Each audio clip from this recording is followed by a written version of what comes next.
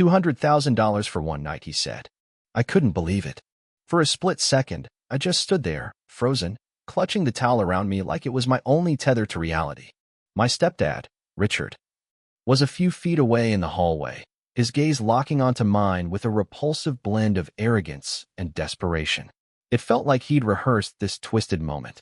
I was too stunned to respond at first, but when I did, it erupted as a shout, a raw mix of disbelief, fury, and utter revulsion. What the hell is wrong with you? I screamed, stumbling backward as fast as I could. My name's Sarah. I'm 33 now, married with 2 kids, and a world away from the person I was in that hallway. Back then, I was 25, just out of college. Buried under student loan debt.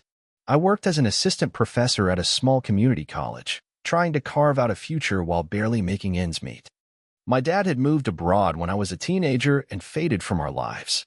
My mom, Linda, married Richard when I was 20. He wasn't someone I'd have ever chosen to be around. But my mom loved him, or at least acted like she did. Richard was 45, wealthy, and gave her everything she wanted. She was a bit older than him, and their dynamic always felt off to me. It all started that afternoon. I was staying at my mom's place for the weekend, something I avoided because being near her was rarely pleasant. Linda and I had a strained relationship, especially after my twin sister passed away when we were kids. But money was tight, and I figured a couple of days there might save me some cash and maybe even spark a decent conversation between us. That day, I'd gone for a run. It was scorching outside, and when I got back, I was soaked in sweat. A note on the kitchen counter said my mom was visiting a friend and Richard was out buying groceries. Perfect, I thought. I'd have the house to myself for a bit. I headed straight for the shower, not bothering to grab clothes since I assumed no one would be back soon. Fresh out of the shower, I wrapped a towel around myself and started toward the bedroom where I'd left my things.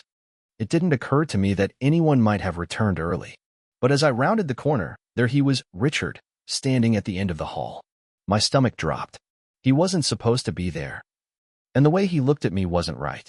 At first, I thought maybe I'd startled him, or he'd startled me. Then he smiled.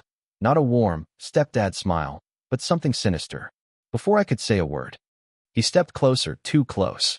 You're beautiful, you know that, he said, his voice low, like he was feeling me out. I froze, my mind yelling at me to run, but my body wouldn't move. Then he dropped it, the line that turned my stomach. $200,000 for one night, he said, calm and casual, like he was proposing a job offer. That's when it sank in. He wasn't kidding. He meant every vile word. What the hell did you just say? I choked out, my voice trembling, barely recognizable. Richard didn't flinch. He just smirked. You heard me, he said, shrugging like it was nothing. Think about it, Sarah.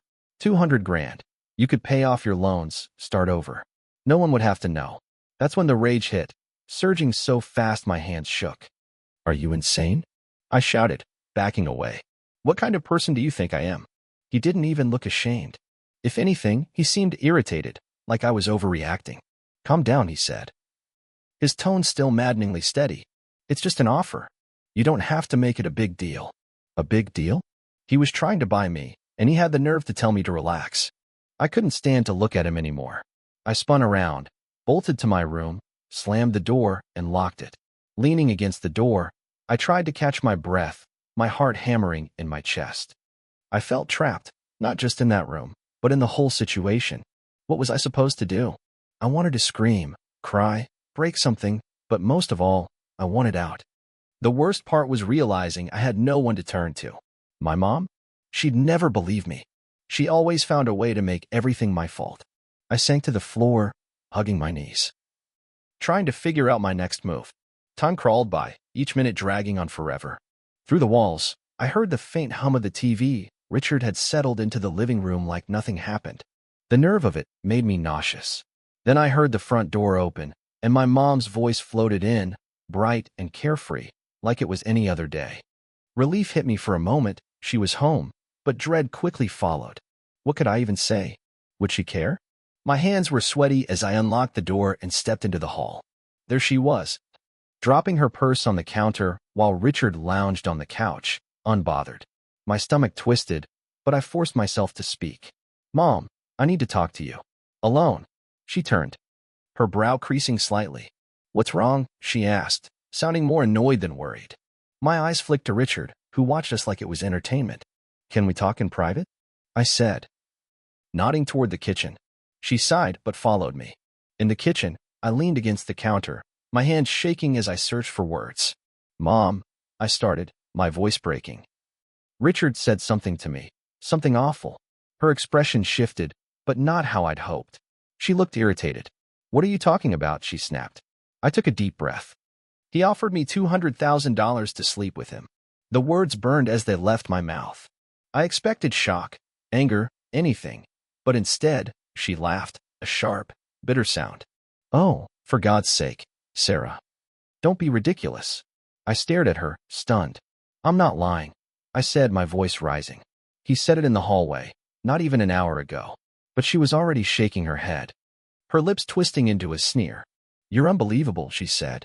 "Always looking for attention, always stirring up trouble." I couldn't believe it, my own mother. Brushing me off like I was some drama queen. Tears stung my eyes, but I held them back. "I'm not lying," I said again, louder. She held up a hand, her face cold. "Enough, Sarah. Let's see what Richard has to say." She marched back to the living room, and I trailed behind, my heart pounding. "Richard," she said sharply, "Sarah's claiming you offered her money for, you know." She hesitated, glancing at me with a glare. Richard leaned back, his face morphing into mock concern. "Linda, I hate to say this, but it's the opposite of what she's saying," he said, shaking his head. "She came out of the bathroom in just a towel, and it felt like she was trying to get my attention.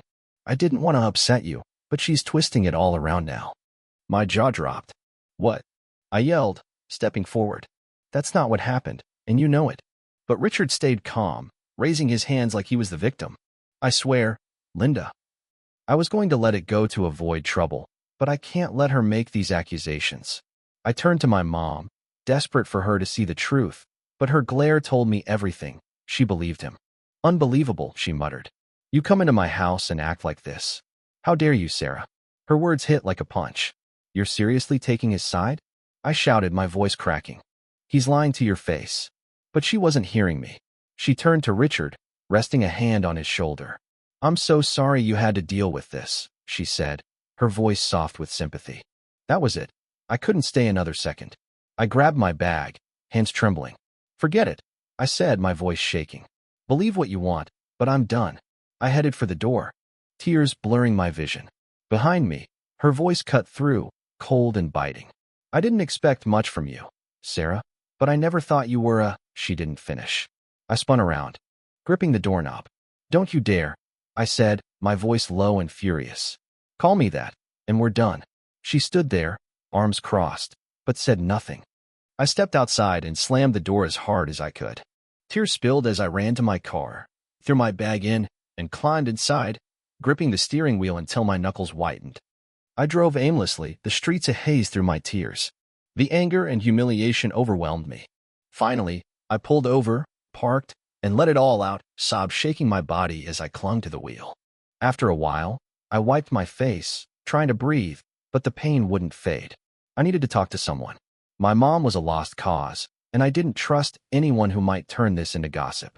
Then I thought of Mark. Mark was a friend back then, just a friend, but someone I trusted. I hesitated, embarrassed to unload this on him, but I needed to get it out before it ate me alive. With shaky hands, I dialed his number. He picked up after a few rings, his voice steady and familiar. "Sarah, you okay?" he asked, instantly picking up on my tone. That broke me, and the tears started again. "Mark," I said, my voice cracking, "I need to talk. Can I tell you what happened?" I braced myself, unsure if he'd judge me, but I had to let it out. Mark and I weren't more than friends then. We'd met at the community college where I worked. He was the kind of guy who could make you laugh when you needed it or just listen without judgment. We grabbed coffee a few times, and I always felt at ease with him. That's why, despite the humiliation, I called him. When he answered, his calm voice cut through the storm in my head. "Hey, Sarah. What's going on? You sound upset." He suggested we meet at a nearby park, sensing I needed to talk in person. I drove there, hands trembling on the wheel. When I arrived, he was on a bench under an oak tree, his usual laid-back look replaced with quiet concern. He stood as I approached, offering a small smile. "Hey, you okay?" I shook my head. biting my lip to hold it together. We sat, and for a moment, I stared at the ground, searching for words. Finally, I spilled it all: Richard's disgusting offer, my mom's betrayal, everything. As I talked, anger mixed with relief, like I was shedding a weight. When I finished, I looked at Mark, expecting doubt. Instead, his face hardened, not at me, but at them. "Sarah," he said firmly, "I believe you." Every word. Those words steadied me. I let out a shaky breath, tears welling up, not from pain, but relief. "Thank you," I whispered. He shook his head, jaw tight. "You shouldn't have to deal with this. What he did, it's sick. And your mom should have had your back." His support soothed me, and I couldn't stop the rest from pouring out. "It's not just this," I said, trembling. "My mom's always been distant, ever since Emily died." I paused, swallowing hard. I was 7. We were at the playground. She chased a ball into the street. And the memory hit hard, the tires screeching, the screams. It was an accident, but my mom never saw it that way. She shut me out after that, and now it's like she blames me again. Mark just listened, nodding as I unraveled. The next few days were a haze of anger and sleepless nights. Richard's smug face, my mom's blind loyalty, it haunted me. But I couldn't let it go. I needed proof, something undeniable. One night, staring at the ceiling, it hit me. My phone. I could record him. If I got him to say it again, or even hint at it, I'd have something my mom couldn't ignore. The idea made my pulse race. I'd have to play along, pretend I was reconsidering. It sickened me. But it was my only shot. That evening, I called Richard, keeping my voice steady. "I've been thinking about the other day," I said, feigning hesitation. "Maybe we should meet somewhere quiet to talk. I think we misunderstood each other." He paused, then replied, "I'm glad you're being reasonable, Sarah. Where do you want to meet?" That smug tone made my skin crawl, but I stayed calm. "There's a park nearby," I said. "It's quiet." He agreed instantly. I hung up, opened my phone's recorder app, and rehearsed my lines, keeping my anger in check. At the park, I started recording as Richard approached, my phone tucked in my jacket pocket. I stood, forcing a nervous smile. "Hey, Richard. Thanks for meeting me. I've been thinking, and I wanted to apologize if I misunderstood." He smirked, sitting beside me. "I appreciate that, Sarah. I knew you'd come around. Emotions can get the better of us." I nodded, playing along. "Yeah, maybe I overreacted, but I need to understand. What did you mean about the money?" He leaned forward, testing the waters. "Look, I only brought it up because I thought you'd see the opportunity. You're smart, beautiful, Sarah. I figured you'd get it." I swallowed hard. "But $200,000, that's a lot. What were you expecting?" He chuckled. "I was just seeing if you'd consider it. You're struggling, right? It could help us both." My stomach twisted, but I pressed on. "Help us both, how?" He smirked. "Let's not play games. You know what I meant. It's not like anyone would know." I nodded, letting silence hang, then asked, "So you were serious about the $200,000? He shrugged. "Of course. I don't say things I don't mean. I thought you'd appreciate it." Every word fueled my rage, but I stayed calm, knowing I had him. "Thanks for clearing that up," I said softly. I needed to hear it. I stood, offering a weak smile. "I'll let you know in a couple days." He grinned. "Take your time. I'm glad we talked." I walked away, hands shaking not from fear, but triumph. I had him on tape. 2 days later, I called Richard. Stomach churning, but resolute. "I've been thinking," I said, hesitating for effect. "I'm ready to talk more, but somewhere private." His eagerness was palpable. "Of course. Where and when?" I'd picked the spot, a fancy hotel downtown, the Regal Heights, a place he and my mom loved showing off.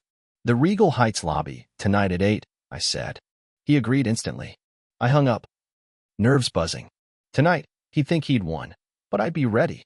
At 7:50, I called again. "I'm running late, traffic's bad. Wait for me in a suite." He didn't hesitate. "No problem. I'll tell reception." After hanging up, I drove to my mom's, gripping the wheel hard.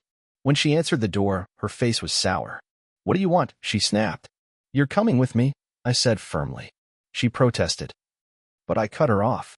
"If you don't, you'll never see me again. This is it." Her eyes widened, and after a tense pause, she grabbed her purse and followed. At the hotel, the lobby smelled of luxury, polished wood, and flowers. My mom sat rigid in the car, silent. I led her inside, approached the desk, and said calmly, "Someone's waiting for me."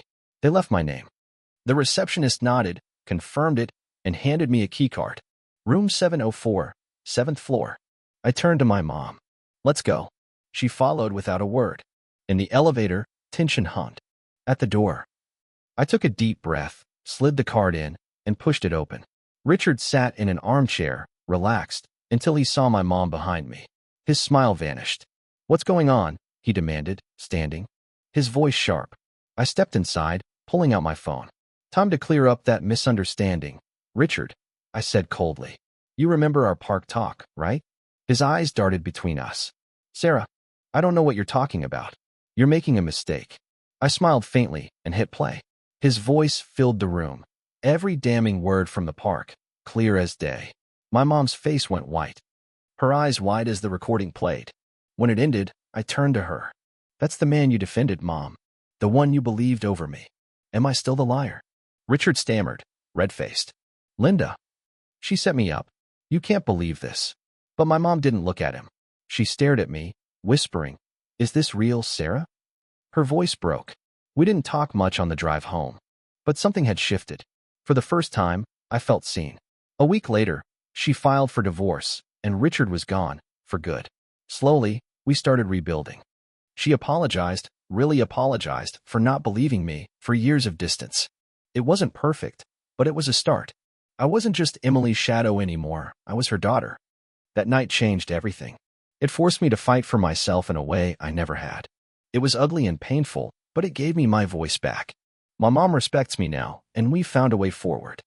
As for Mark, he stood by me through it all, listening, supporting, never doubting. What began as friendship grew into love. By 30, we were married. Now, with our kids, Sophie and Liam, I have the family I always wanted. One built on trust and love, something I once thought was out of reach.